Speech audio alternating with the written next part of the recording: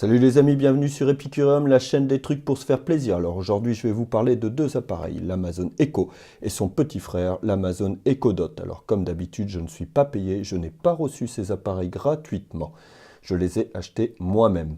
Alors déjà pour vous parler de mes autres expériences avec des assistants vocaux, parce que c'est bien ce qu'on a là, des enceintes avec un assistant vocal à l'intérieur. J'ai beaucoup utilisé Siri, parce que comme vous le savez, j'ai de l'Apple.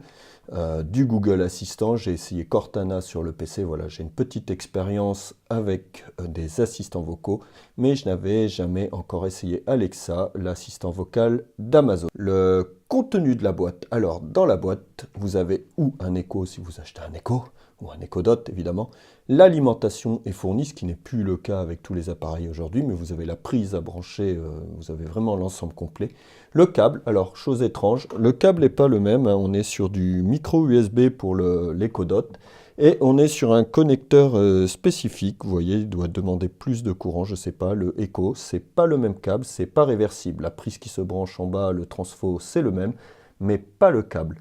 Voilà, et avec, vous avez aussi une petite notice qui est claire et suffisante pour commencer, surtout que l'appareil vous dit tout ce qu'il faut faire et l'appli vous guide, ainsi que l'enceinte qui va vous dicter tout ce que vous devez faire. Le design. Alors moi, le design, je le trouve très sympa. J'ai pris un gris intermédiaire. Il y a un gris clair, plutôt blanc cassé, un gris moyen et un gris foncé sur le Echo. Et vous avez aussi des choses en bois. Alors sachant que ça s'enlève et on peut changer plus tard, c'est un prix comme bien sûr pour le changer.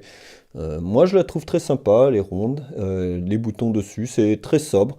Elle n'est pas très grosse, vous voyez, par rapport à la taille de ma main. C'est très discret, chez moi, les murs sont un peu gris, donc en plus, ça passe bien, c'est pour ça que j'ai pris cette couleur.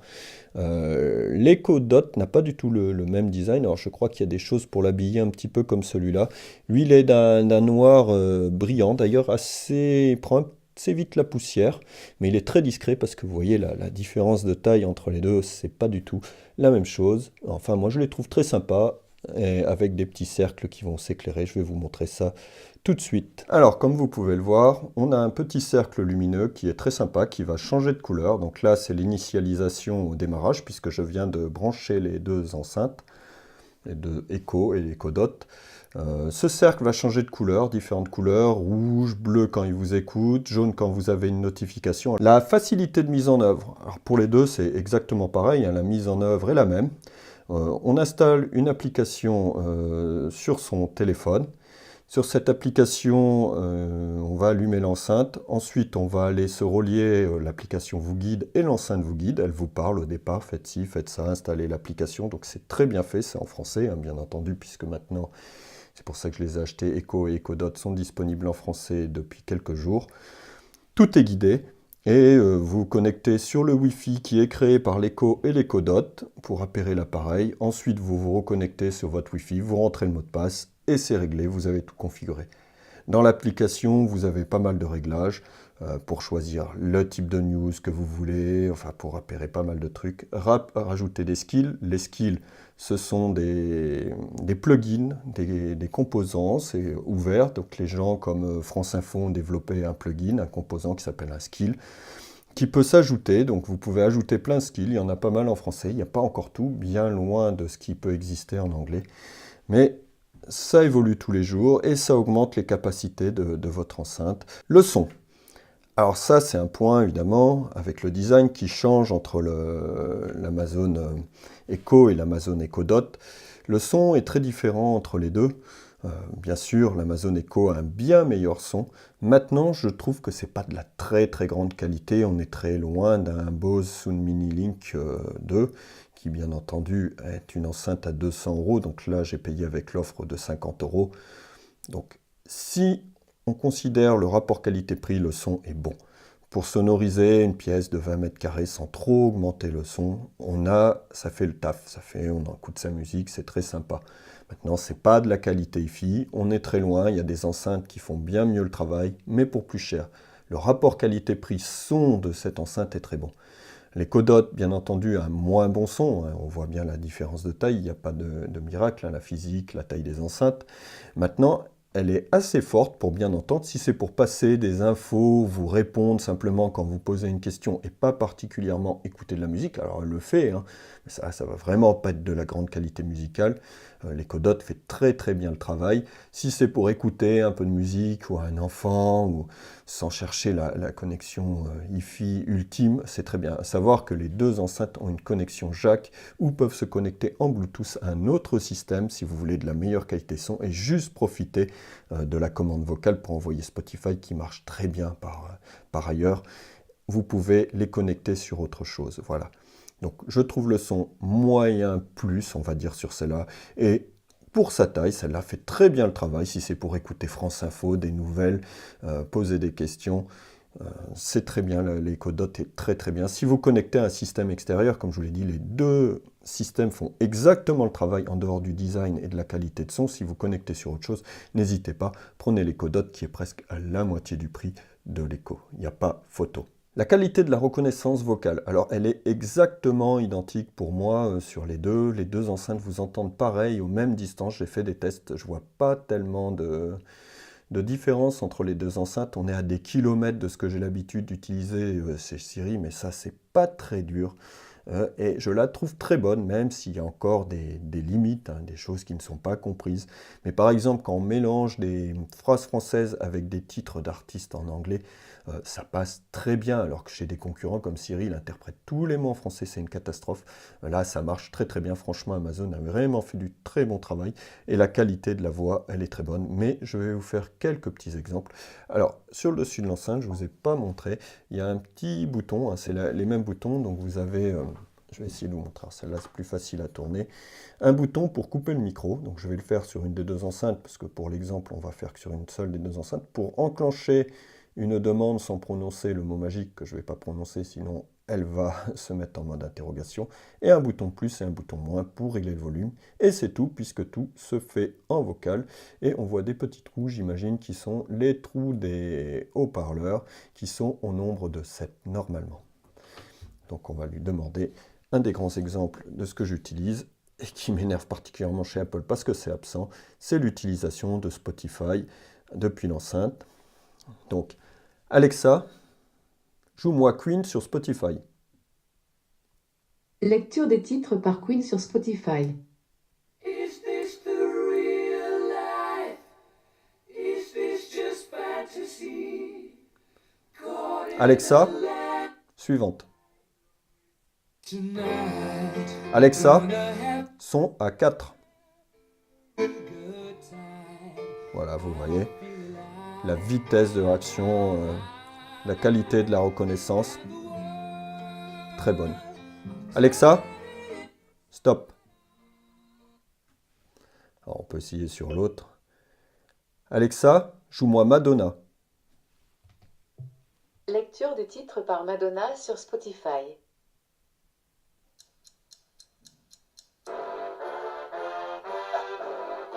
Alexa, son à 10. Donc 10 c'est 100%. Hein. 3, 30%, 10, 100%. Donc on peut régler aussi avec les touches. Donc le cercle lumineux vous indique où vous en êtes. Alexa, stop. Donc la qualité de son très clairement très différente. Alexa, si on fourche, elle ne reconnaît pas. Joue-moi Madonna sur Spotify. Alors je ne suis pas Lecture des titres par Madonna sur Spotify. obligé de préciser Spotify parce que je l'ai mis par défaut. Bon, j'ai pris l'habitude. Alors je trouve le cercle lumineux aussi plus précis. Sur l'autre, on voyait le blanc quand même un peu partout. Le cercle lumineux est un petit peu mieux. Alors un autre exemple de choses qu'on peut utiliser, on peut avec les skills, comme je vous l'ai dit, configurer des radios. Il y a plein de radios et de journaux qui ont mis des skills maintenant en France, le Figaro, France Info, France Inter, enfin tout un tas. Et on peut envoyer des news. Alexa, les news. Voici votre flash quotidien. De France Info. France Info, l'info à 21h20. 6 personnes arrêtées tout à l'heure à Bar-le-Duc dans la Meuse en marge de la manifestation contre le projet d'enfouissement de déchets radioactifs. Alexa, Bure-Selda. suivante. Du Figaro. Alexa, stop. Ouais, vous voyez, ça marche très bien. Alors pour les amateurs de foot, Alexa, quand est le prochain match de l'équipe de France de football? La France jouera le 21 juin à 17h contre le Pérou. La reconnaissance vocale est très très bonne. Alexa, qui est le président de la France? Le président de la République française est Emmanuel Macron depuis le 14 mai 2017. Alexa, chante-moi une chanson. Frère Jacques, dormez-vous? Alexa, Dormez. raconte-moi une blague. Ça, les Le enfants aiment père de beaucoup. Toto va chez le médecin avec Toto. Bon, les blagues sont pas Mon top. fils ne fait que des bêtises. Comment faire pour qu'il s'arrête? Achetez-lui une bicyclette, répond le médecin. Il arrêtera de faire des bêtises? Non, mais il ira les faire plus loin. Vous voyez le niveau des blagues, elles sont toutes comme ça, hein. Mais les enfants adorent, hein. Donc voilà, alors ça marche très bien aussi. Moi, je suis équipé en Philips Hue, donc là, je ne vais pas vous montrer, c'est dans plusieurs pièces. Ça marche très bien avec des Philips Hue. Alors par contre, il y a encore des grosses limitations sur la version française. En plus, Amazon n'est pas très honnête sur son site puisque, par exemple, le calendrier qui est dans les pubs et qui est cité dans les facultés de Alexa n'est pas présent actuellement en français, voyez. Alexa, quel est mon prochain rendez-vous? La fonctionnalité calendrier n'est pas disponible dans votre langue pour le moment. Voilà, donc là, franchement, pas très fort parce que c'est quand même une fonctionnalité de base de prendre des rendez-vous, savoir ses prochains rendez-vous. Donc la maturité en français n'est pas encore parfaite. Donc on va vous faire une petite synthèse des différences de ces deux appareils. La qualité du son, franchement, en ce moment, au prix de lancement, alors je vous ai dit, c'est moyen, mais à 50 €, pour 50 € avec la reconnaissance vocale Amazon à l'intérieur, c'est du très bon. Le son est quand même bien. On est loin de ce qu'on peut trouver sur des enceintes plus chères. Mais pour ce prix-là, 100 €, je trouve que ça devient plus limite à son vrai prix. Mais entre les deux, mon cœur balancerait plus pour la Echo Dot branchée sur un système extérieur. Mais je suis peut-être un petit peu élitiste et j'aime bien les systèmes hi-fi.